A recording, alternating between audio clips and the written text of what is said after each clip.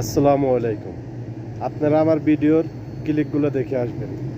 আমি যা বলছি তাই কিন্তু ঘটতে চলতেছে বাংলাদেশে। আপনারা জানেন 36শে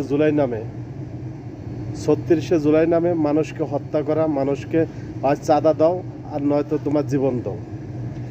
আমি আপনাদেরকে একটা কথা বলি, যে সরকার কোনো জনগণের মেনটেন নেওয়া কোনো সরকার না, নির্বাচিত কোনো সরকার না। এ ডক্টর ইউনূস, সে কোনো দায়বদ্ধতা হতে পারে না।